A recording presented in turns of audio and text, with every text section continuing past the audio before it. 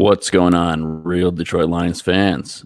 Andrew and I had to jump on today to, get on and speak about this new news that broke. And if you guys haven't heard, breaking news, the CBA has been signed by the players and will go into effect immediately. Andrew, what are your first thoughts about the CBA? What's going on? And, before we get into the actual details of it. I am highly against the new CBA passing, so I'll just leave that there. Okay, all right. I don't think I'm as negatively stance as you, but I definitely have some issues with it for sure. So, all right, let's get into the details on this. Was there anything you wanted to start off with, or should I just go right off the bat, list every detail? I'm going to let you do your thing, but I just want to say what's up to everyone in the chat. We got a couple DSA members. We got Jim and Luke. What up, fellas? We got D-Map, and we got 420 Style. So yeah, it's early, so thanks for joining, guys. I know. But I know a lot of you guys are home because of the virus going around. So real Detroit Lions fans in the chat. Oh, I don't think we're allowed to say it. We're not monetized anyway. It doesn't matter. Coronavirus. Hey, anyway, whatever, man. all right. Listen, so let's get into these details. So one of the things that surprised me is right off the bat, this is a 10-year CBA. And I'm not 100% sure if every CBA is 10 years, but I know that was a big problem the players had about this current CBA. They signed it in like 2011, which feels like forever ago. And,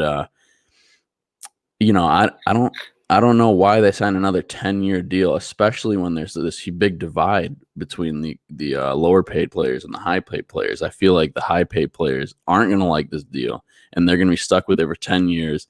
And then, 6-7 years down the road, they're going to be pissed off about this. What do you think about it being 10 years first to start off with? Dude, I think it's just awful. I mean, when you look at players getting 4-year contracts and they can't even stay, like they don't even want to play out their contracts. Like Slay, he got a couple-year deal. He doesn't want to play. He wants to get an extension. There's a lot of players that do this. So to have a new CBA deal last 10 whole years, I think it's ridiculous. That's way too long.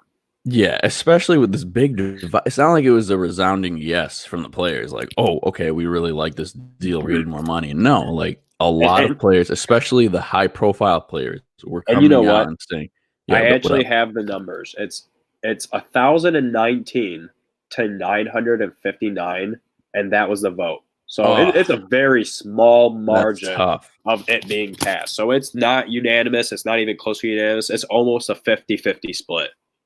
Oh, man, I did not know it was that close. That's great. They're going to be mad. In a couple of years, they're going to be hit. They should have made it a 5-year deal or something. At least push back on that. But yeah, I mean, I understand. Yeah. All right. Well, let's get into the meat of this deal. So the biggest thing that people are talking about is that the season might extend. Well, not might. It's going to extend to 17 games as early as 2021.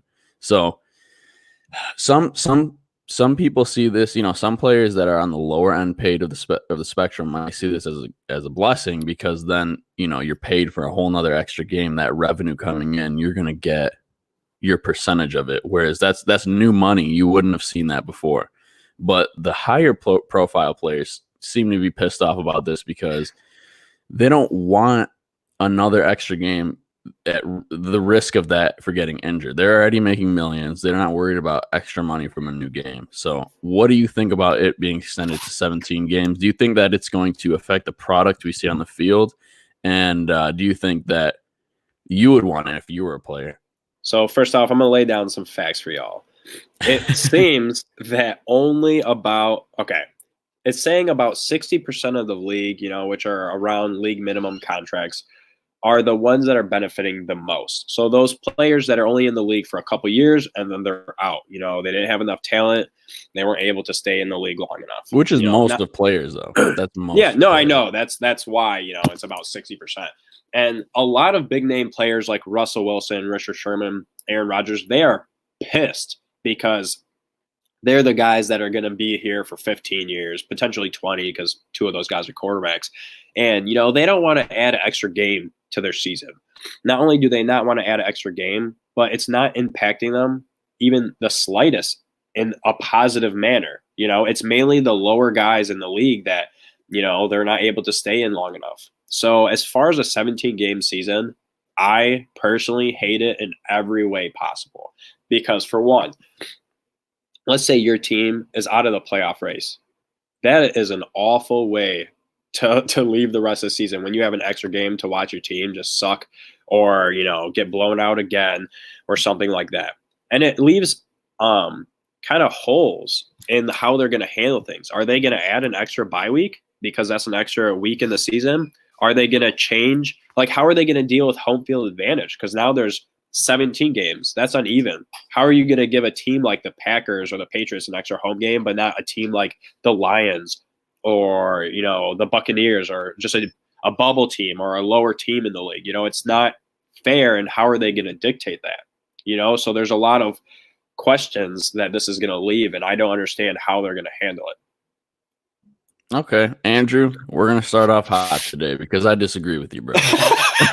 Let's go, baby. I'm ready, man. I got this.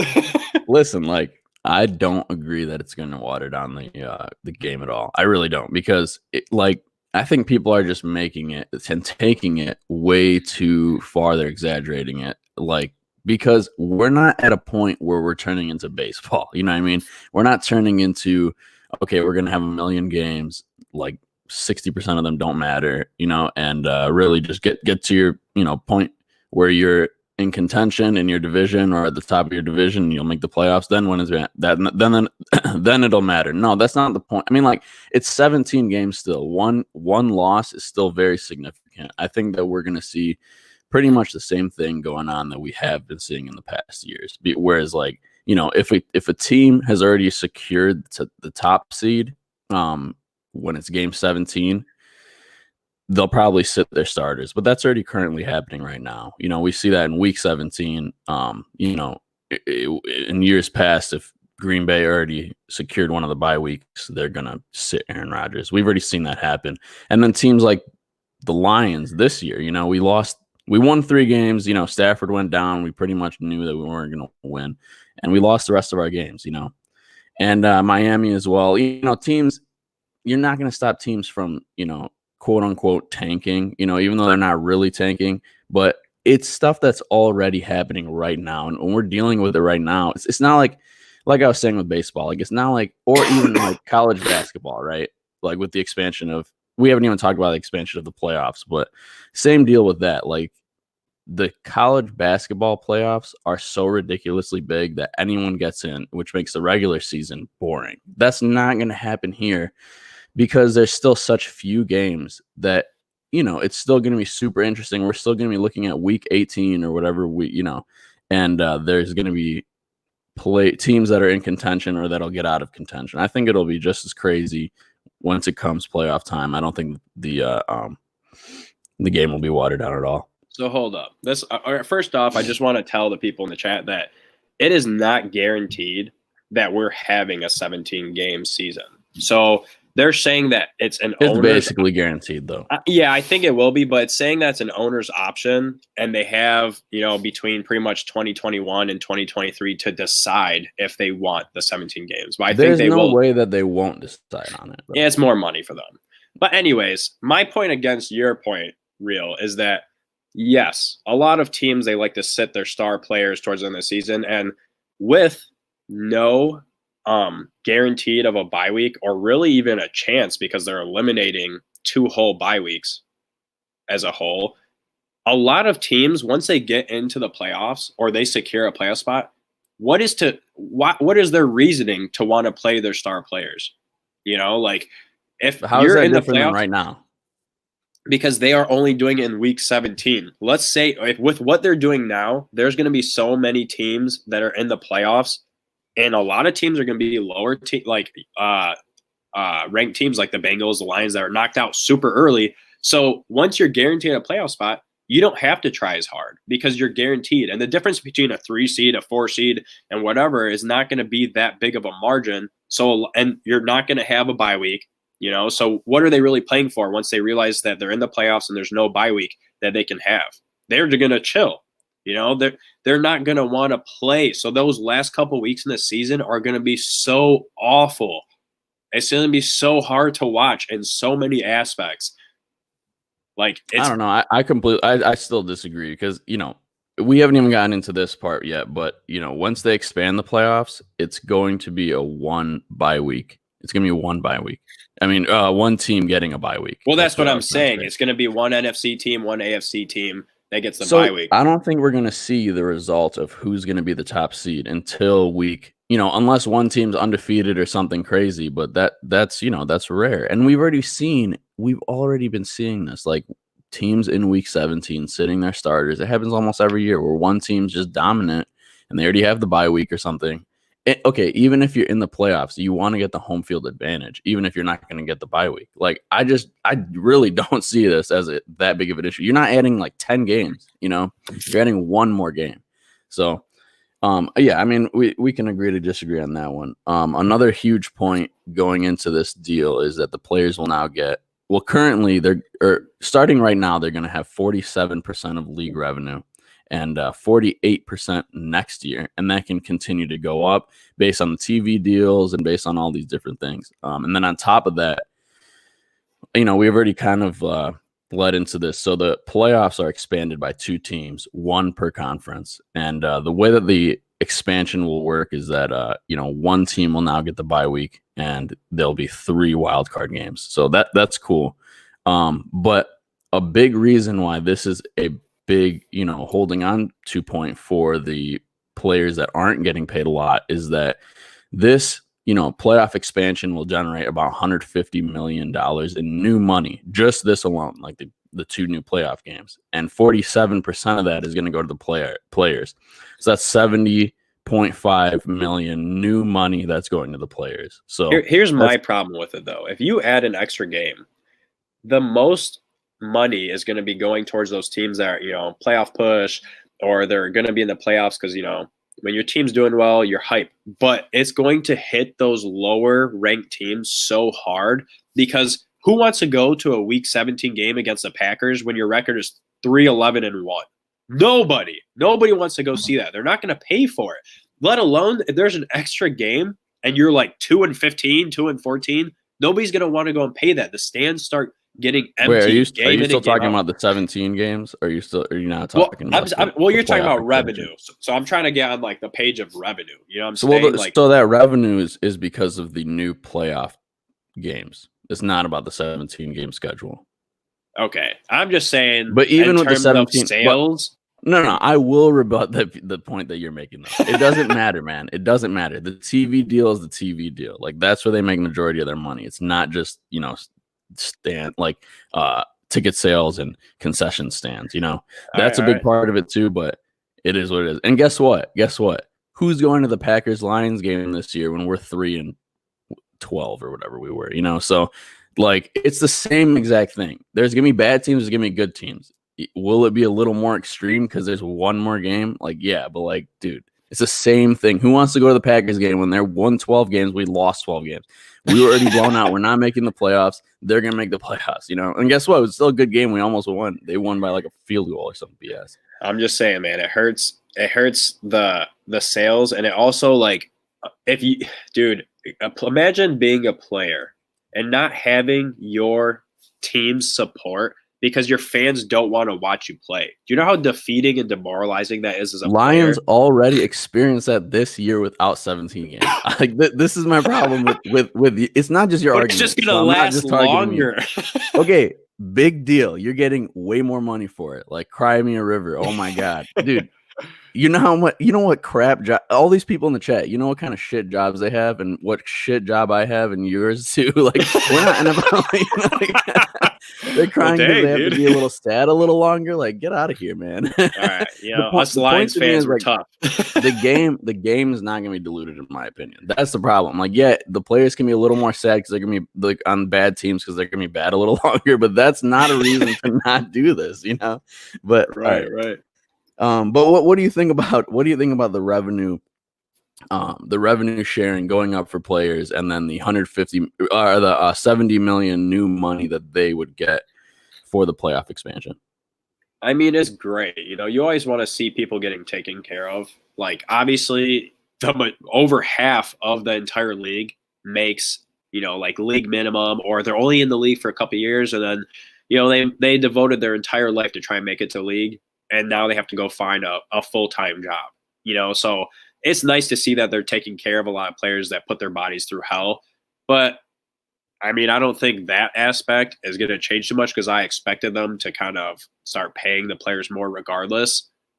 So, I mean, it's nice for the lower end players.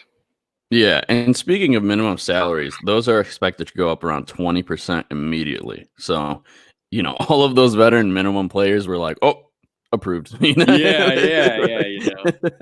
Approved 20%. All right. But okay. So another thing is with the 17 game season, the players can get a quote unquote media kicker, which is additional shares of revenue based on the TV contract. So we'll get more details about that once that comes out. The TV deal, I think it's going through 2022. I'm probably wrong about that, but yeah, they're gonna get more money from the TV deals. I'm still of the belief that they should cut the cable companies out altogether. There's a ton of people cutting the cord, and they should just make their own streaming service. I don't understand. Everybody's making their own streaming service. Cut the cable. I don't want to get a whole cable deal just because I want to watch Lions. Make a streaming service. If anyone's listening, make a streaming. NFL, you guys are dumb. Make a streaming service. Don't tie yourself to the TV deals, but whatever. Okay. Besides the TV deals, players are also going to get 70% of incremental revenue. And this is from any like projects or programs going out in the NFL. So this includes any revenue created from legal gambling.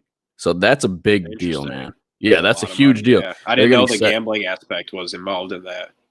Yeah, and there's also like the Los Angeles project that the NFL is doing right now where they're making some kind of big, apparently this is what my understanding of it. It's like a big resort type thing to where maybe they'll do like the combine there now and other stuff will be going on in Los Angeles at this big resort that the NFL is building. But I'm not 100% sure on the details of that either. Maybe we should make a video on that. But yeah, what do you think about players getting 70% of incremental revenue? I mean, it kind of goes hand in hand with what I was just saying. I'm all for players making more money in that aspect because a lot of the guys, they're in and out of the league so quickly that they don't have enough time to truly make money.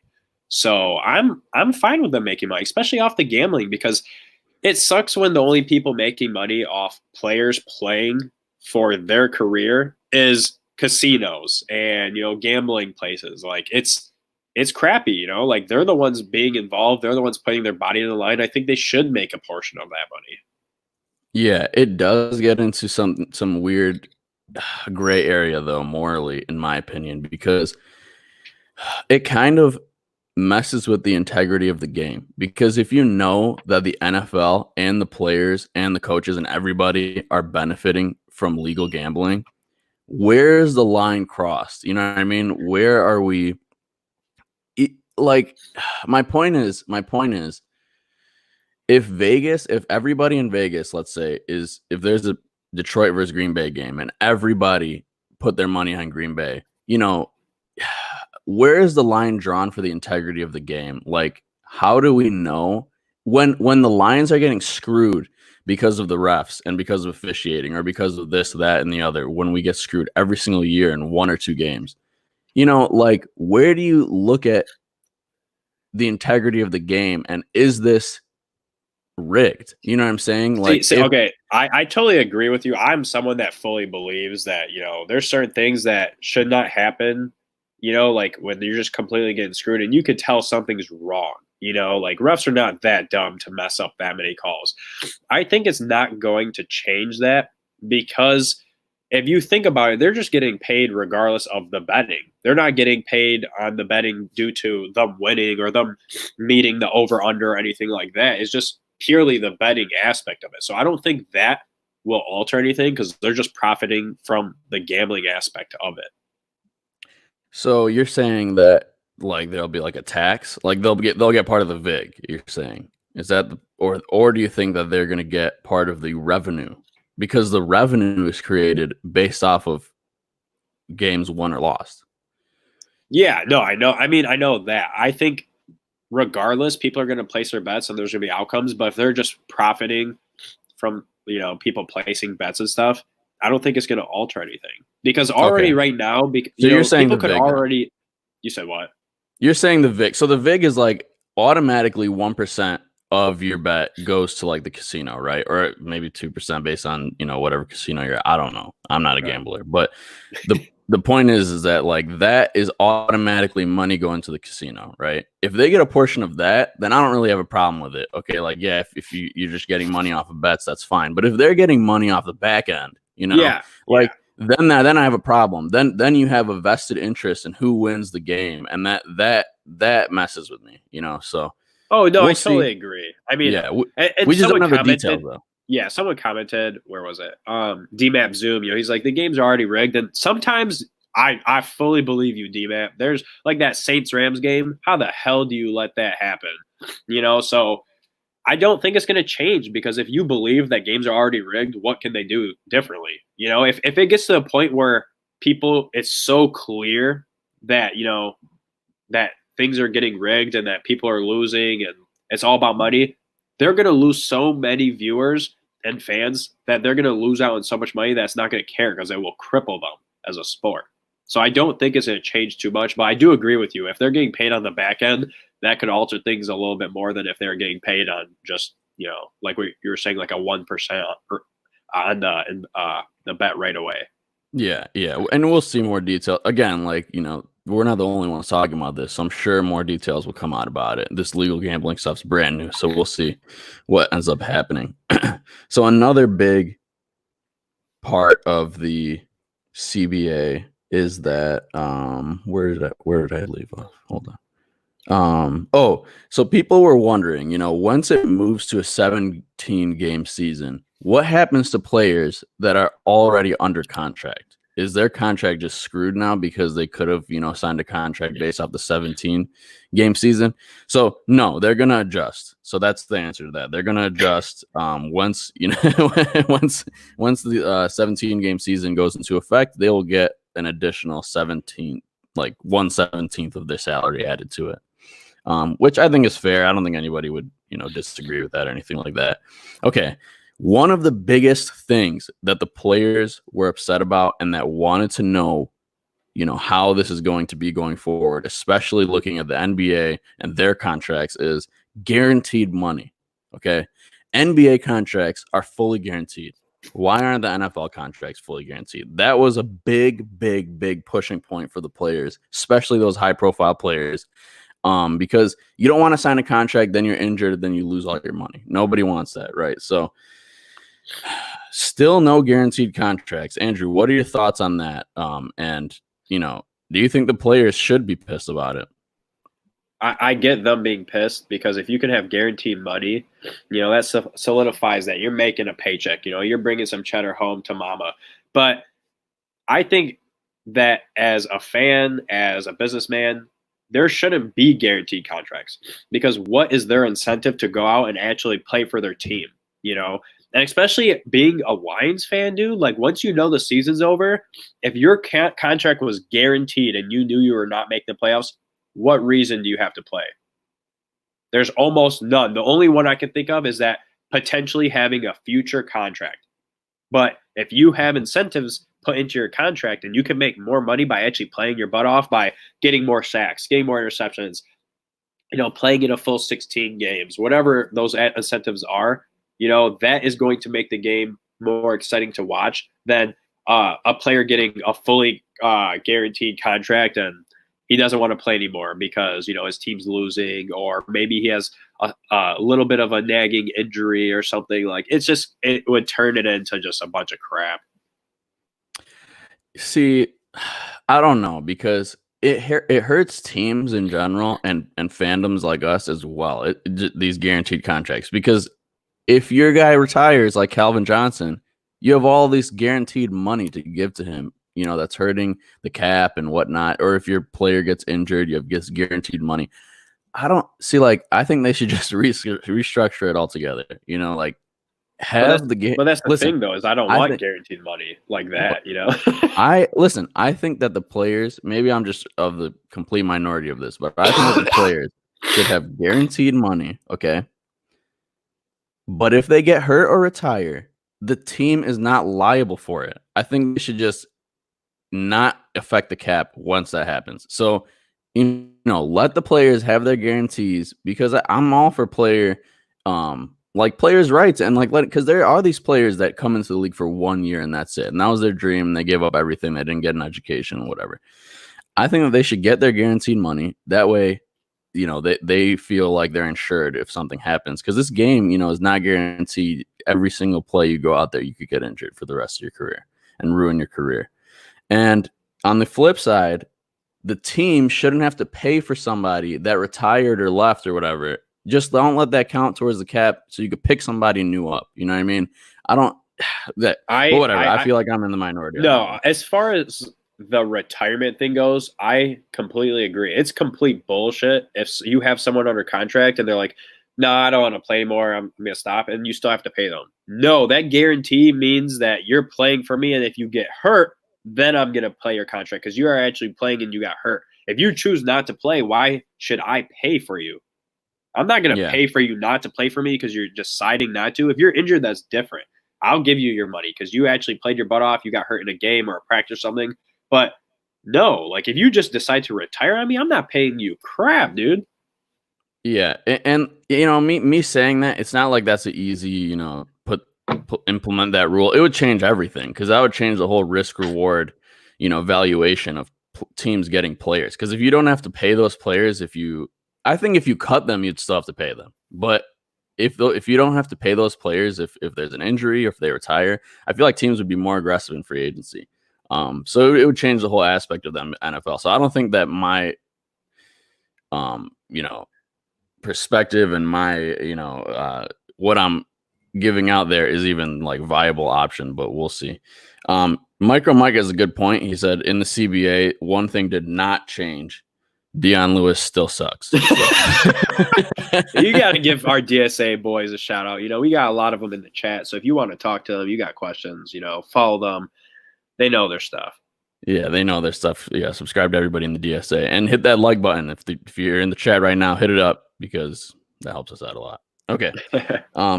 Another thing going on in the CBA is that the roster can now be 55 players instead of 53 players. So, I mean, I don't anticipate that being that big of a deal. I mean, I think it's expected because we're going to go to a 17 game season. So you'd want more depth and you'd want, more of that. But it hurts that hurts the cap. If you're going to have 2 extra players, even if they're on veteran minimums, that hurts your cap. So like, even though the cap's going to be increasing, all of these things take away from the cap, increasing the veteran minimums, this kind of stuff, increasing the profit sharing for the players, all of that takes away from your cap in the end. So I don't know how much this is going to affect the Lions in a positive way, because Bob Quinn's been back. I've been saying this for a while now. Bob Quinn's been backloading all of these deals. And in my opinion, he was doing it in the hopes of the CBA drastically increasing the total cap. Excuse me. It's still the morning, so I'm like choking on my coffee right now. But like I think that he anticipated a drastic increase in the cap, so that once we're starting to play the huge back ends of some of these deals, it would be a lesser hit, because we'd have a lot more money in our cap. And I don't think that's happening, because it's been reported that $700 million will be added to the total cap in the NFL. So if you divide that by 32, that's like 20 something million, like 22 million. But if you take away all of these other things, like veteran minimum going up, adding extra players to the roster, stuff like that, you're really not going to be adding that much more. So, well, I actually want to touch on that. So with the new 2 players, I read something saying that 2 of the contracts are not going to count towards the cap hit. I think they said that's similar. That's not. We'll get to that. Okay. Let's just go to it right now. Okay, that's called this is a big point. This is the veteran salary benefit. Okay, so if you re-sign and Andrew, correct me if I'm wrong, if this is not what we're talking about. So Yeah. I thought this is what you're talking about. If you re-sign 2 players that were already on your roster, you can have $1.25 million of each of those players' salary excluded from the cap. So it's kind of like the NBA's mid-level exception. Yeah, So, no, that's exactly what I was talking about. Okay. I must have misinterpreted a part of it, but that is what I'm talking about. Yeah, so that's nice if they're veteran minimum players. But if you're getting like that's nice, it is nice. But like if they're not veteran minimum players, then it doesn't really matter. You know what I mean? And it's only off of their base salary. So you're still gonna have a little bit of a cap hit, even if you take away their base salary. You're still gonna have a little bit of a cap hit, even though it's not much. It's still taking away from that cap. So like even though the cap's increasing by 700 million in total for all teams, it's just not that much because you're increasing all these other things. So it's tough. It's tough going forward because our team in particular has a lot of big contracts coming up in the coming years. So it's going to be interesting to see how that works out. You know, we've been big spenders in free agency ever since Bob Quinn took office. And we're going to see that not happen in the next few years because we're going to be cap strapped. Yeah, and you know what? Sometimes it works out, sometimes it doesn't. I wouldn't be surprised if we cut a couple players early on like we're doing now. But also, you got to figure, like, if you keep backloading contracts, then that means a lot of contracts will also have, you know, lower money going towards the cap that year. So it depends on how you handle it. But I wouldn't be surprised if we do get screwed for a couple of years. But they definitely need to figure out who to cut and who to cut quickly. And we probably won't be as active in free agency if it does turn out to bite us in the end of backloading contracts. Yeah, for sure. Okay, I'm trying to think of what else have we not covered. So I got something actually. So one of the things I read is that for those holding out of training camp, they're going to fine the crap out of them. They said that the fines are going to increase. I don't remember how much, but it sounded pretty big for those players that are holding out. Not those on rookie contracts like Zeke did, but, you know, veterans. So like how Snacks did, how Slay did, they're going to get hit with bigger fines to the point that they're going to show up, or else they're going to be losing so much money that even if they get a new contract like they want, it's kind of going to negate the whole thing because they held out. So I want to see what you think about that, and then I'll touch on it. Yeah, I didn't read that, but I believe that you read it. Well, thank you for believing me. I believe in you, man. So yeah, like that sucks for players. You know, that does seem like something that the high profile players would also not like. You know, this deal definitely caters towards the lesser paid players, and I think that's genius on the owner's side because they're like, you know what, the lower paid players are the majority, so let's cater to them and get this deal done. So honestly, that was really smart on them. But you know what? I like it, man. I hate when players hold out. I hate it. You signed a contract, show up. You know what I mean? Like, dude, I can't stand when players don't show up.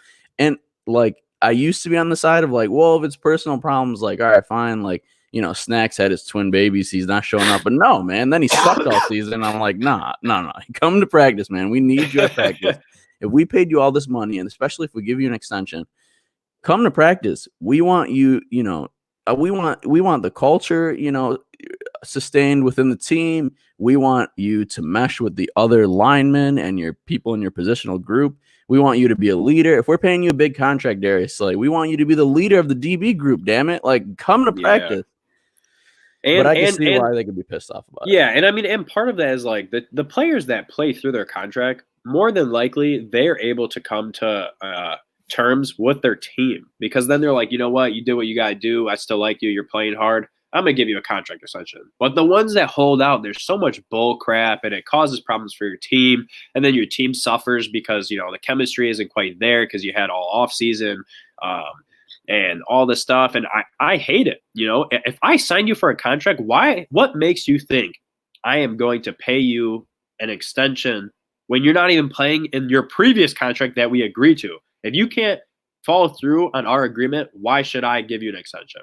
It's bull crap. There's no reason, you know, like it. No. Also, I got to touch base on what Mike's saying. Mike is cracking me up in the chat. Everyone's dying laughing. He said, legal tampering begins tomorrow, and I'm not talking about a girl turning 18. Thank you, Mike. You know, we always love the humor in the chat. I think I clicked on it. I didn't even read it because I don't have my context in. I swear I can't read any of these comments right now. Yeah, and then he also says, I hate when players hold out like I hated when my wife don't put out. So, that's Mike, that one right there. You're a clown, man. I love it. Yeah, we love you, Mike. Okay, so something we didn't touch on yet was so in the off season, padded practices. There was a limit. It used to be 28 padded practices. Now that's dropping down to 16 practices. So I'm like, I wish we had an NFL player on here to give his honest opinion on do these padded practices. Does limiting them hurt a lot? You know what I mean? Like how much? It must hurt a lot, right? Like, dude, I remember, can tell you right now. I can tell you right now, yes. For one, if you're not able to practice in pads, dude, you're not getting that full range of motion through all your workouts. You're not getting that. So like all those players running in just shorts and a helmet, dude, that's not realistic. You're not as restrained using all your gear, bro. Like your range of motion is fluid. When you put pads on, you're bigger. There's so many more pieces that go into it. You know what I'm saying? And like on top of that, like nobody's trying to play two-hand touch. You know what I'm saying? Like, bro, like you haven't tackled in months. You got to get back in the rhythm of getting your form in and everything, and hitting dummies and pretending to wrap it up and stuff is not realistic. You got to put pads on. And you got to play in practice like you would a real game. So I hate it. And any athlete can tell you, it's not good. You need to practice like you would in a game. That's how you get ready for games. And not wearing pads is nothing like playing in a real game. Yeah, but like how much is it a risk as well? Like, are we really putting our players at risk for CTE by having more padded practices? Are we having our players at risk for just getting injured in general and ending their career because of practices? So all of that you have to take into account. And I wish that we had an NFL player that's been in the league for years to tell us, like, honestly, is the risk worth it to have more padded practices, or does it not affect it as much as we're thinking? And as long as they game plan as much as they can, if they're limiting injuries, then it's worth it. I don't know. I'm not somebody that could speak on that. I wish that we had somebody here that could. But I agree with you, Andrew. Like from an outsider's perspective, it seems like, I've played sports in the past. You need practices. You need realistic, like in-game type practices. That's how you get better. And that's how you improve. So which is the same thing as getting better. So I'm redundant. But anyway. Hold up. I feel you on the whole injury thing, but I usually watch a lot of the practices during the off season, and as many clips as I possibly can. And they're not hitting you like they would in a game, but having those pads on just to get that rhythm going and like still being able to hit is big. I mean, they're not going helmet to helmet, they're not trying to kill their own teammates, but it's enough to where you can get back in the rhythm of playing in game. So I don't know. Yeah, Devin 99's being funny. I don't think you hit each other in the game anyway. It's all fine. Yeah. I'm sure. Yeah, nobody hits each other in the game. Okay, so the next point, there's a couple more points. They're both major points, really. So Goodell is no longer in charge of punishments. He's no longer the judge, jury, and executioner of the league. No more Deflategate going through Roger Goodell. Now they're going to have like a third-party arbitrator or something like that. So what do you think of that, Andrew, not making Roger Goodell the villain of the league anymore? I mean, from his perspective, that's probably fantastic because he's not going to get death threats and stuff. Yeah. And I mean, I don't think one person should be able to dictate everything anyways. I feel like there should be kind of a vote or at least a panel of people high up in the system that should dictate these things. So I don't know. I mean, I like it. I don't think he should dictate things. I'm not a big fan of Goodell as a whole anyway, so I love it. Yeah, I am too. The less we see of that guy's face, the better. So the last big thing to talk about in regards to the CBA is the no more suspensions for marijuana use and marijuana positive testing. So Did you say it's 420 every day or what? Because that's what it's I don't about know to what's be. going on there. Yeah. Exactly. But when are we signing Josh Gordon? That's my next question. Bro, yeah. I mean, honestly, I am a big fan of this because for the most part, a lot of the states have legalized it for one, and a lot of players already smoke. There is so many players in the league that smoke and they get away with it. You know what I'm saying? Like, they're not dumb. They know how to get through the drug test. So it's whatever, dude. I mean, I'm happy for them, fucking smoke if you want to smoke and help your body out, or just use it freaking at home to chill, bro. Like, I don't care. Do you. Like, if it's not impacting your game, like, I don't care. You know what I'm saying? Yeah. Calvin Johnson's about to come back with his weed and take over the league. Yo, for real. Yeah. I'm really happy that they made this a rule. It was so stupid to me, especially because of this, epidemic of opioid usage. Like, you guys, and then it's come out. It's been so visible how bad it's been too, especially with Calvin Johnson. They how he was saying that they would just hand you pills. They'd say, all right, take these pills, you're fine, go play. No, pain medication should never be treated like that. And marijuana is, it's one of the best natural medications for that specifically. I don't like it. It has almost no long-term effects relative to pain medications and pain pills. So I'm very happy for the players for this reason. Yeah, and our boy Funky Nuts saying Calvin Johnson, who never got suspended, claims he smokes every day. And this is exactly what I'm talking about. Like, the dude smokes every day because he didn't want to take the pills, which I totally get. And on top of that, like, the dude played every game he could. He never once failed a drug screen. So the whole thing as a whole is just stupid. So I'm so happy they got rid of that because it wasn't effective anyways. And on top of that, it was stupid. Yeah, I completely agree, and it's ruined players' careers because they are of the same mindset of Calvin Johnson, saying, "Okay, as long as I don't get caught, they tell us when they drug screen and whatever, and then they do get caught, like Le'Veon Bell, and then they target you and like try and catch you multiple times and whatever, and you're losing out on money, possibly your career because of weed, and like when it's not fair because all the other players are doing it too, and you need it to recover. So why? It just seems very unfair to me. Yeah." Okay, so moving on from this, Andrew, why don't we talk about something that you feel is missing from this contract? What do you think they could have added, or what do you think should have been added? I think the cap.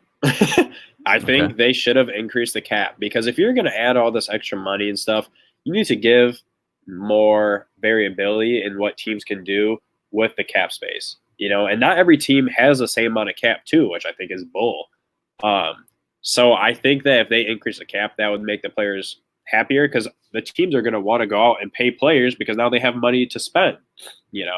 Like, there's not many teams that sit on a lot of cap space. The only team you could think of are the Colts, and God knows why they're doing that. But I think they should have increased the cap. I don't know. What do you think? Yeah, I mean, I think that they definitely should increase the cap, but I don't think the players were probably that care that much about increasing the cap. They care more about the revenue sharing aspect of it. So that was increased. So I think that they thought that they got a pretty good deal on that. One of the main things that I think that they should have really negotiated before more was the guaranteed contracts. I think that that's a big mistake because that's really hurting players. I think that you look at other leagues out there like the NBA and they have the template drawn out. So like, why wouldn't you try and copy that? You know what I mean? Are you saying that they should give more guaranteed or not? I think that their contracts should just be fully guaranteed and like restructure the way that we look at NFL salaries now. And like, I guess the NBA is not the same because they don't have a hard cap, but like we need to do something, just restructure in a way because I don't think it's fair for the players and for the teams to have to go through this risk reward like negotiation in their mind of, okay, is this player worth it? Is this player worth it at this much guaranteed or this much guaranteed? So that I can limit my risk if they get injured. then I only have to pay this much guaranteed. And then the player is like, okay, if I get injured, I'm only going to get paid this much because I only have this much guaranteed. And it just,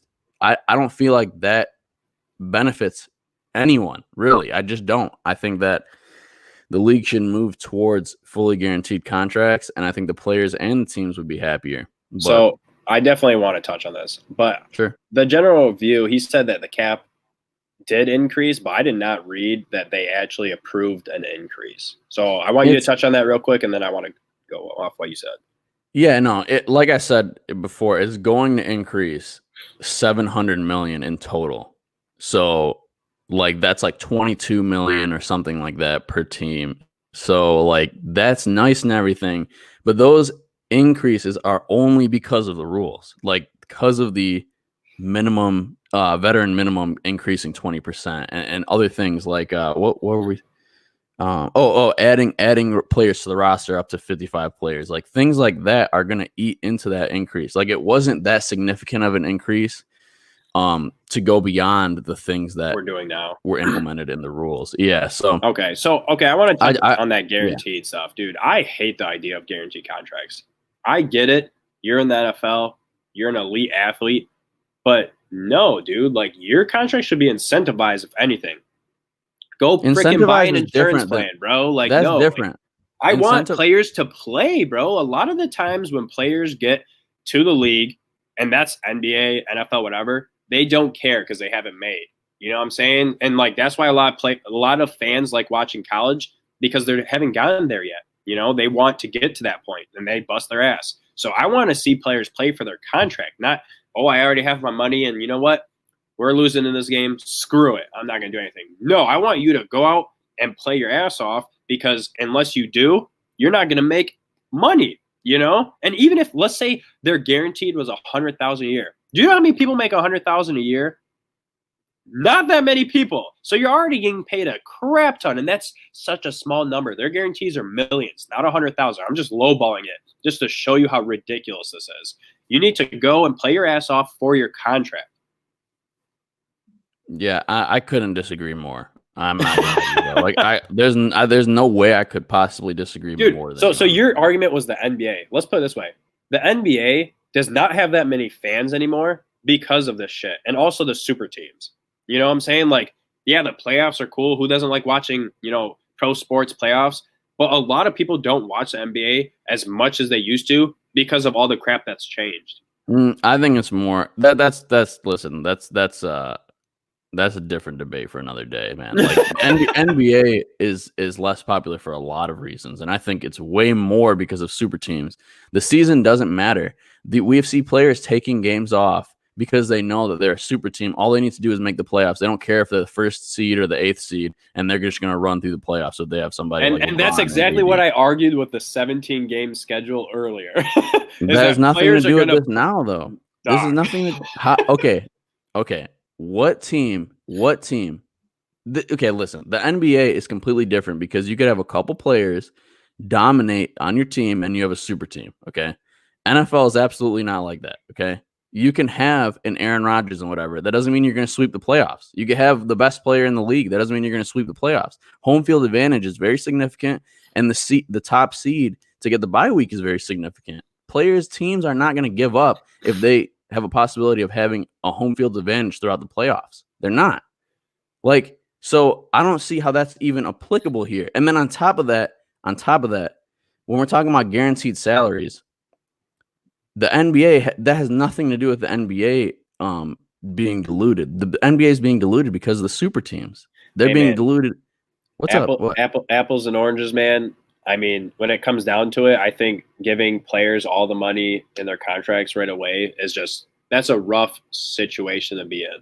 You know, NBA isn't as rough on the body and everything. And like, dude, there's not that many games in the NFL. So if you sit out a game just because you want to rest, or you sit out a game because you're slightly hurt, it's different, dude. Like every game matters for the most part in the NFL. So like I want to see them play their ass off. I don't want to see them taking time off and taking plays off. Like that's not why I watch football. I watch football because you have 16 games for now, you know, whatever. And every single play, every single game matters. In the NBA, you can sit out for a couple weeks and your team could still be the number 1 seed. You sit out a couple weeks in the NFL, and your team could go from the top of their division to the bottom. You know, you never that know what's going doesn't to happen. change with a one game.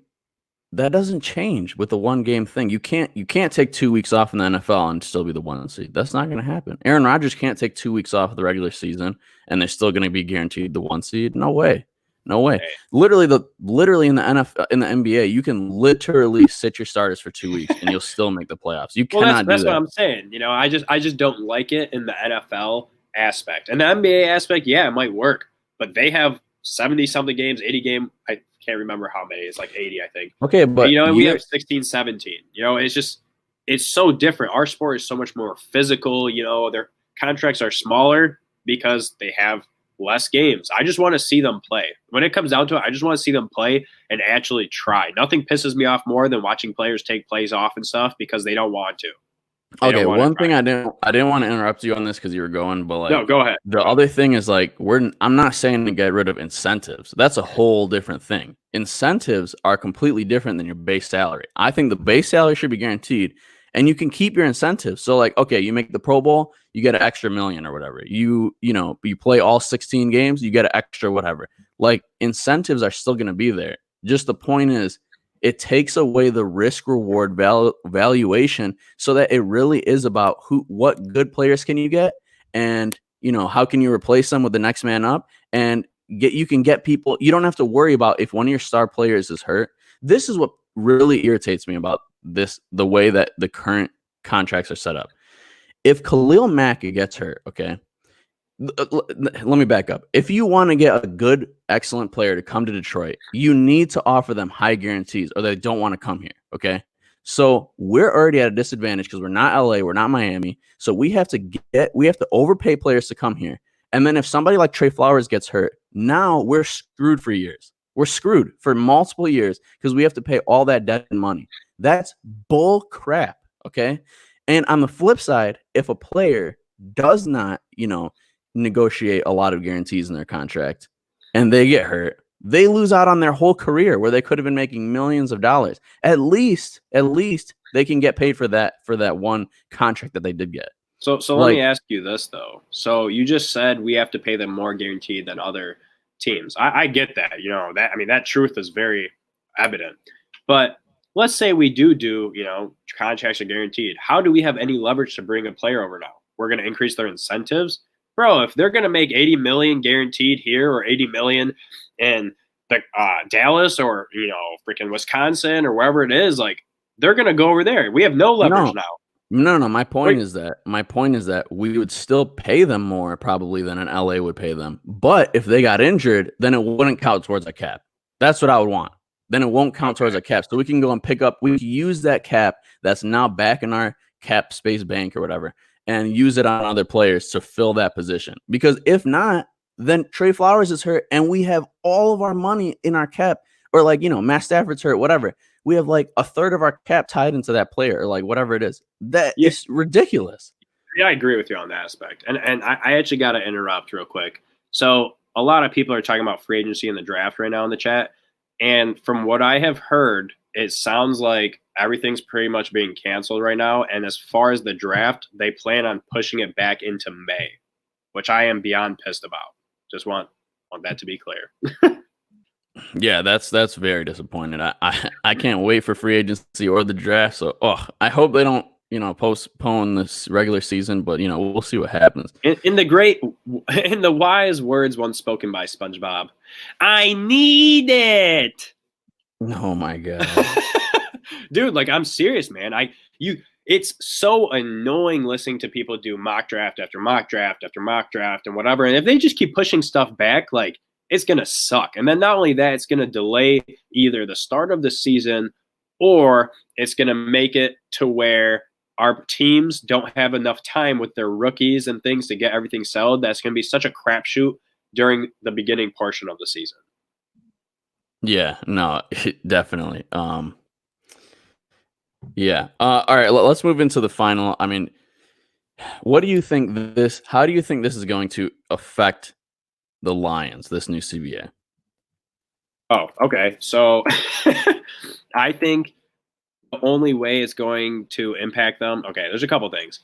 One, if we are a bubble, playoff team, then it'll be nice because, yeah, you want to see your team in the playoffs. And if we can pull off a Giants type playoff run where, you're the freaking last seed and, you actually make a run, that's just exciting.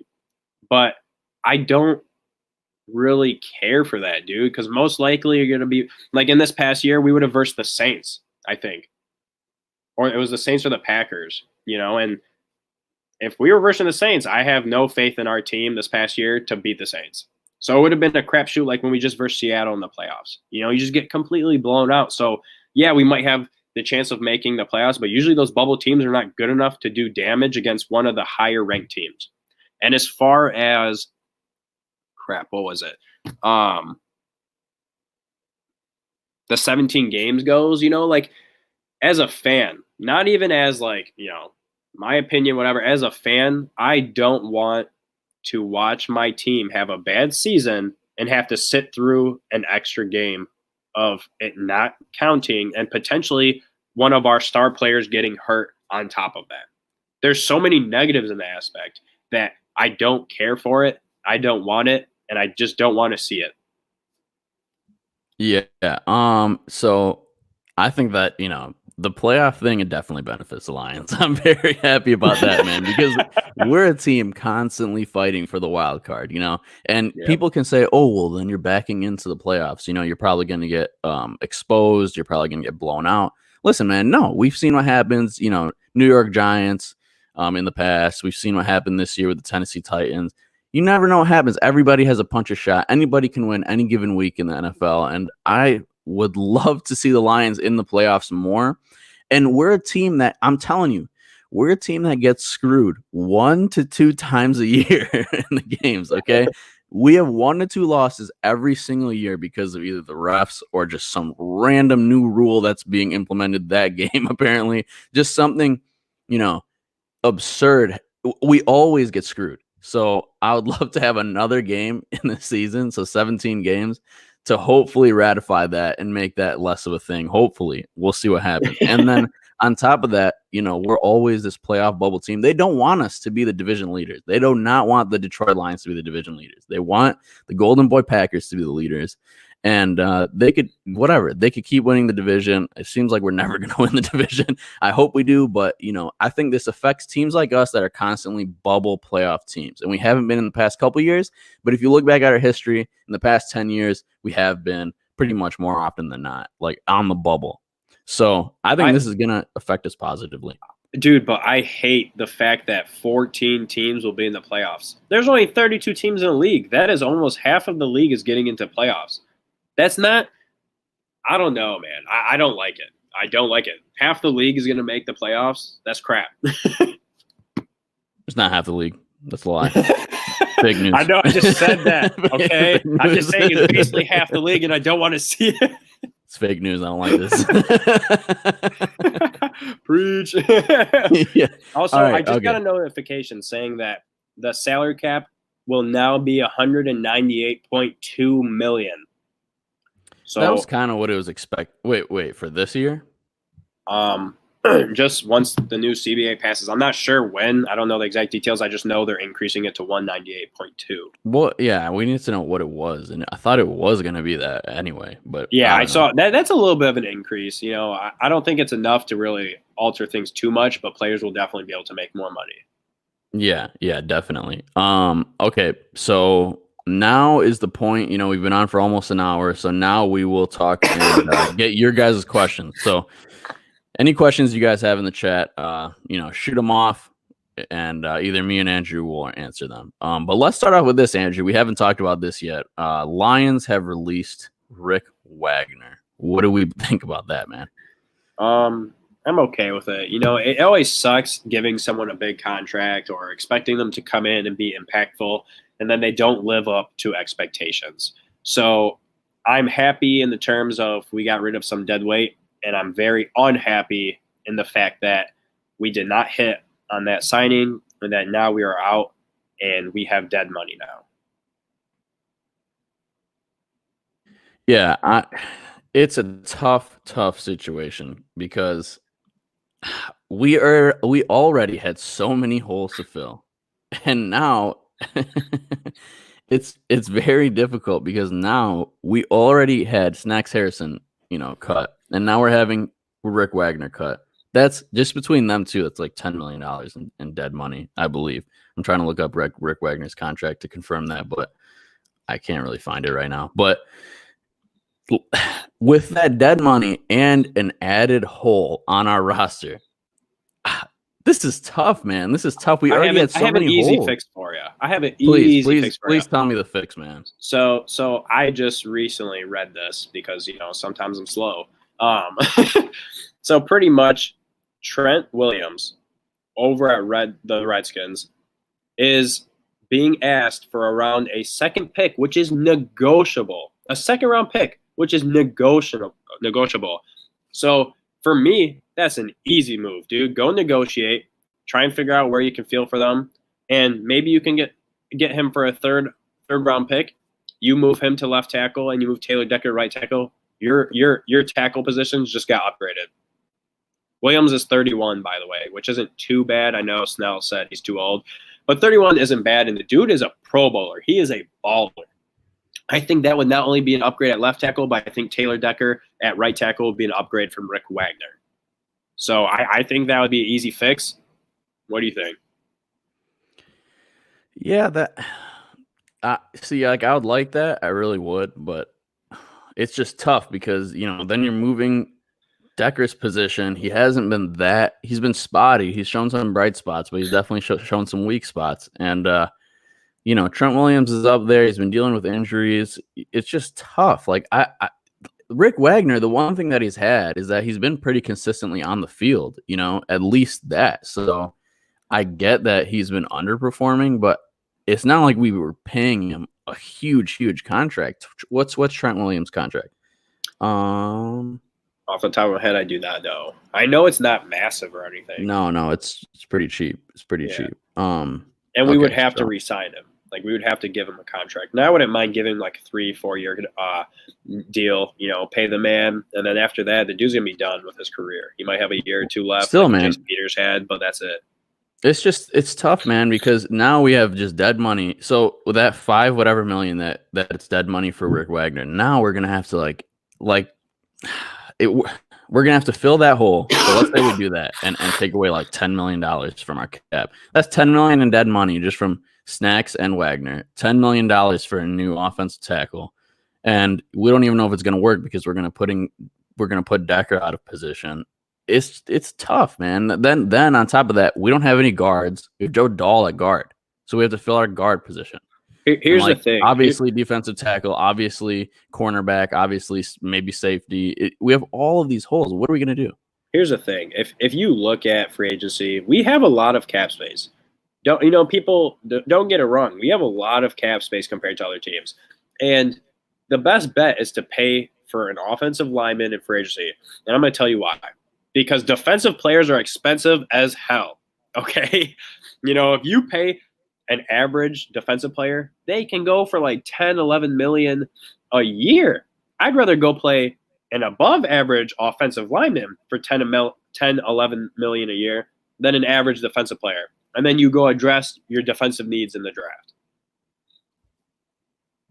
Yeah, I'm with you on that one. If we got Conklin and Thuney or Trent Williams or something like that, if we addressed it in free agency, I'd be a lot happier and start addressing the draft and the defense in the draft. So let's see what happens. If they got Conklin and Thuney in free agency, I don't care if they didn't spend another dime because we'd still have money to re-sign Kenny Galladay, whatever. Your entire O-line is solid at that point. You got 4 really good players on the O-line, and we have a lot of guards that could potentially be developmental players like Graham Glasgow was. We got Joshua Garnett. Jesus, I'm drawing a blank. We have Dahl. We got Kenny Wiggins. We have Bo, who, you never know. One of those I'm sure will pan out, and even if they don't, you still have 4 out of 5 of your starting alignment are solid. And then you go out in the draft, and you get young, hungry, freaking players on defense. And then you load up your defense in the draft, and they're going to be cheap because they're on rookie contracts, and we have the 3rd overall spot. All you have to do is go get a tackle and guard in free agency, and you just set everything. You just set the tone. You just set the whole tone for the season. Yeah, I agree there. No, I'm not saying that there's no way that we can fill all these holes. It's just another hole. Like, we went into this offseason already saying there was a lot of holes, and now we got rid of Glasgow and we got rid of Rick Wagner. So now I hate this. But what is it? Snoil OG. I'm sorry if I said your name wrong, but dude, Becton at number 3, just please stop. Please, God, stop. Like anybody saying tackle at number 3, just please stop. Like, I beg you to stop. I don't want this out there in the world. I don't want Bob Quinn to see this and think it's okay to get a tackle at 3. Just please, God, Luke, stop. I'm about to roast Luke's life. Bro. No. I know. Let me hold up. You're talking to the two people that absolutely hated taking Hawkinson last year. Okay? Tight end was not the number 1 spot we needed. Wait, where is it? Just no, bro, no. If they take a tight end, I don't want them to address tight end until I die, bro. Like, we don't need them, okay? We can suffice with the tight ends we have, bro. Like, Luke, stop playing with me. I'm about to cry. My God. Also, we got Was it Funky? Hold up. Oh, Funky was saying, it's going to cost about $30 million to go grab Conklin and Tooney, and about $10 million for the draft, which we have around $60 million. So that $40 million is fine. So I'm completely fine with fixing our entire O-line in free agency, because it's a lot easier to get a good offensive lineman in free agency than it is the draft, and then load up with young, cheap defensive players through the draft. Yeah, well, we also have to extend Galladay, so that's another thing. Well, that's what I'm saying. We'd have enough money because we'd have like $20 million left over this year alone. Yeah, but we have so many other holes. We still need depth too. Like, we need things. Like, this is even if we get a D tackle, even if we get two D tackles in the draft, we probably need another couple D tackles like on our depth. We have nobody. Who do we have? Who's our D tackle right now? I don't even know. We got Hand. Is Bryant a D tackle? Is he an edge? Bryant is an edge. He's like an edge linebacker. Okay, Hand is like both an edge guy and a D tackle. So like, but Flower. Okay, hold up. Flowers also can play inside if need be, depending on where we go in the draft. Yeah. Okay. Wait. What? Let's see. What are the other? Oh, trade Slay for Trent. I can tell in your tone that you're like, are you on crack? Honestly, I'm not even saying that. Like, if I don't know, man. If Trent wants to sign a long-term deal and he's healthy and is physical, like he passes his physical, I might consider it, just because Slay wants to leave. So like, we're gonna have Slay for 1 year. Are we gonna win this year? Probably not. So if we have Trent Williams for the long term securing that tackle spot, I'm not that opposed to it, but I think I need more than just a 1-for-1 Slay for Trent deal. Yeah. What do you think about it? No, I mean, I totally feel you. It's hard because they're both on the wrong side of their age in terms of their position.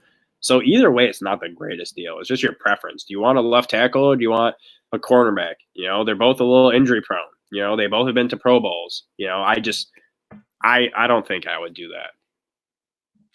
Yeah, and Gerald 313 says Glasgow was terrible in run blocking. Wagner was terrible in pass protection. So, yeah, I memean, yeah, that's true. It's just like, how long? My whole life, our O line has been bad. So, I've seen Stafford do it without an O line. So it just sucks that like now we're gonna have to fill all these holes and spend all this money or draft capital on the offense, because it seemed like going into this offseason, at least to me, the offense seemed fine. We're putting up mad points, even with Stafford out. And our defense was struggling so bad. And now it looks like we're going to have to address both instead of just addressing the defense. But I don't know. Maybe that was unavoidable. Maybe we would have had to address both anyway. I got a couple comments I need to address. My man Luke is trying to have a debate right now, bro. You are killing. Look, all right. Me and Real have very verbally spoken about being against taking Hawkinson last year. We have not had this debate yet, and we are not going to right now because Luke and Real are going to have a full-on debate. Okay, Luke, if you want to come on live, let's go right now, bro. So Luke is saying, where would Oliver go this year? Where would Devin Bush go this year? And it's apples and oranges, my man. It's a different year. That's where they were last year. So you can't compare where would they go this year because it's 2020 hindsight. Okay. And Devin Bush actually was ranked one of the top linebackers this past year as a rookie. So I'm not getting into it, but Dylan, I'm not going to shout out my points right now. If you want to go, no, Real and Luke would discuss that. We'll debate, but one of our fans, we got Snow talking about how about trading Slay to the Skins, moving up, taking Chase Young, and then Washington has Slay, Akuda, and how could they pass out? Personally, I don't see a single positive in us doing that because we're going to get a top player regardless at the 3 spot if we stay. And I prefer to trade down to get more draft capital.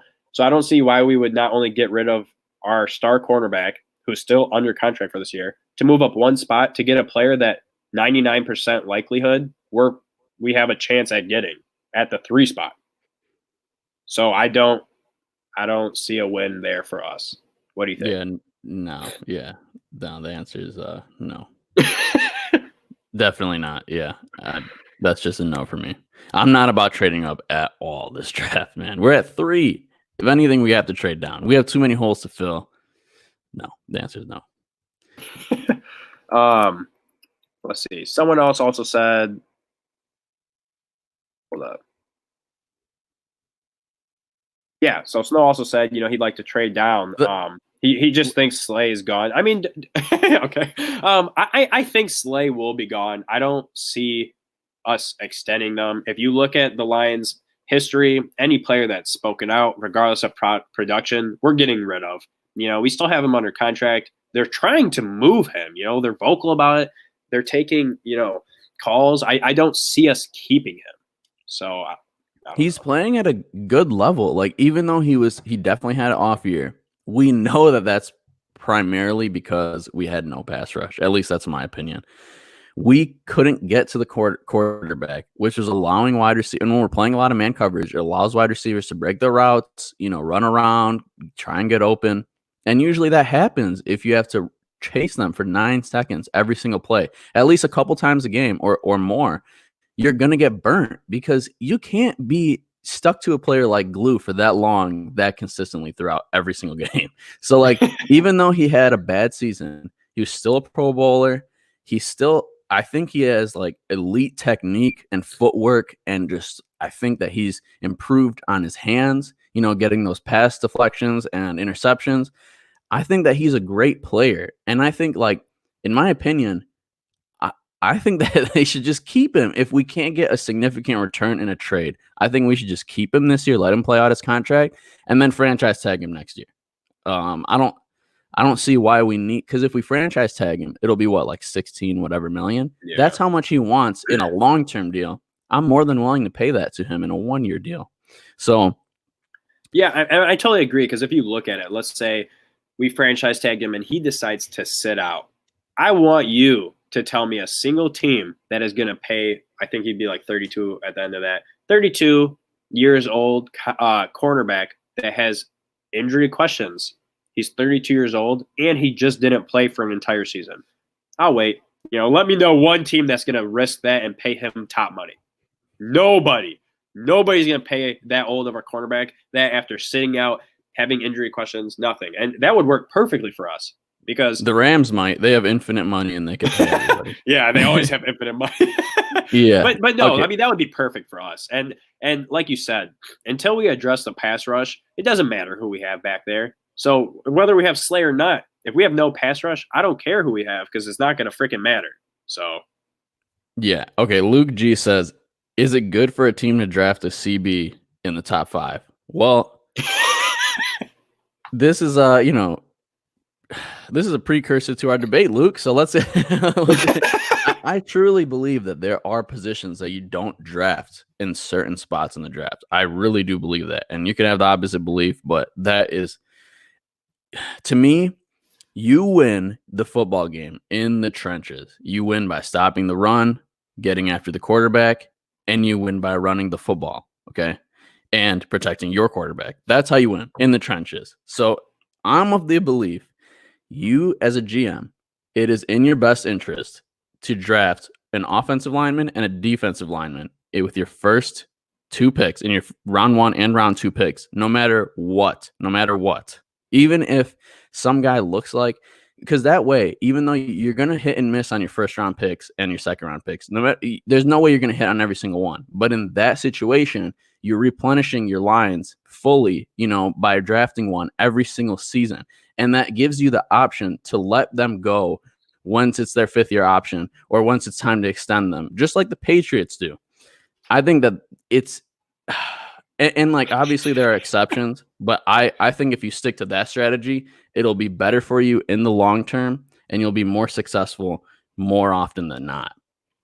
I think it's, and just through a financial standpoint as well, those are the players that are the highest paid in the league. So it benefits you to have those type of players that are super expensive on cheap rookie deals and then spend the money in free agency that you would be spending on those positions on the skill positions. That way you can get elite skill position players because you have a lot of your money that would be allocated to your lines only in rookie deals. So that way you'd be able to spend a surplus of money on those skill positions and pick and choose the guys you want in free agency. I think that there's no way you should ever pick a cornerback at number 5. And that is telling from the talent in the league. Most of the excellent cornerback talent in the league was not taken in the top 5 of the draft, just like the tight ends. Most of the top end talent of tight ends in the draft were not taken in the top 10 of the draft, okay? And the ones that were taken in the top 10 or in the first round usually do not pan out. So that's how I feel with tight ends, cornerbacks, all those skill positions. I know I'm rambling, Andrew, but no, you're this is a long time coming. Hold up. So I want to address something right now. Okay. We got J-Mo, we got Luke. Things are getting heated. Real. Do you want to end this live stream right now and have your debate with Luke? If that's what we got to do, let's do it. Luke is on right now. He's watching the video. If you guys want, I'll let you two go. Wait, did they say they're ready to go right now or no? No. I mean, he's in the chat. He's talking about a lot of things. You guys are pretty much arguing. If he hasn't asked, no. We'll get it. We'll get a legitimate debate going. We've already been on for an hour and 20 minutes. I got to go to church today. Yeah, you need some Jesus in your life, man. I just want to say something though. Hold up. Luke, your points in terms of, well, the Packers didn't draft Barry Sanders. Look how that turned out. Do you know how many times in the draft we could say, well, this team didn't take this player. Look how that turned out. This team didn't take this player. Look how that turned out. This team took Charles Woodson. This team took Lawrence Taylor. Like, damn, bro, there's always going to be freaking Hall of Famers that everyone missed out on. But like, it's 2020 hindsight. You know, you can't use the most extreme cases every single time because obviously that's going to look good. Come at me with something that's not as extreme. You know what I'm saying? Yeah, I didn't bring up us, the obvious one of us not getting Aaron Donald when we got Ebron, right? That's the obvious one. Look, there's always guys you could pick on, and always guys you're going to miss. There's no way you're going to hit every single time. No GM does. But I think that if you go after those players that have a higher probability of being first-round talents, that position, that's where you should go. But let's stop. Luke's not on here to talk, so we're just giving his point. He only has a limited amount of characters to type in the chat, and then we're going at him with like huge fucking debates. I know. So I just gotta give Luke some crap. I love the dude. I love all the DSA members. But I think we've streamed for about an hour and 20 minutes. You said you got to go. If you and Luke decide to go at it, I think hosting on our channel, having you guys be able to go head to head would be fantastic today. It gives us something to look forward to other than all the news going on and all the crap being pushed back in terms of the NFL season and the draft and everything. Give us something to watch, give the fans what we want. I want to see it 1v1. No interruptions, just you two going at it. Yes, sir. Yes, sir. That's that's to come. You'll see it on our channel. So subscribe if you haven't subscribed yet. I'm sorry if we didn't get your question, but I mean we've been on for a long time. Like I said, I got to go do some stuff. Andrew's got to go do some stuff. But thanks for jumping on. It's crazy that we had an emergency live stream. Didn't really have any like we didn't post it early for you guys to sit on it and then see it. So it's cool that you guys all jumped in the chat. Thank you, everybody in the chat. Hit that like button if you haven't so far, and jump on our channel. And I mean, you're already on our channel. I'm sorry, but subscribe to our channel. If you're a real Detroit Lions fan, we want to create this community of passionate, real Lions fans. We had a 3-win season, and we still have an influx of subscribers coming and a lot of people joining these live chats. All you guys are great. I love our Lions community. It's passionate and it's fun. So subscribe. Andrew, what are your last words for the chat? I just want to say that I don't even care about everything that's going on. I'm looking forward to this debate because I have debated with you a lot in my life. We go way back. So Luke, I'm going to be honest with you. He's probably the most annoying person to debate with. He is a pain. He knows facts, bro. You better Luke's do your homework, bro. So don't even say that to Luke. No. I want you both to do your homework because I want straight facts being thrown around left and right. Because I'm just gonna sit back and watch it and just watch the magic happen. Okay. yeah, 100%. Much anticipated. Take your bets. I'm taking bets right now. Yeah, taking bets. Players get a portion of it now because fans get a portion of it. Yeah. All right, love you guys. We'll see you.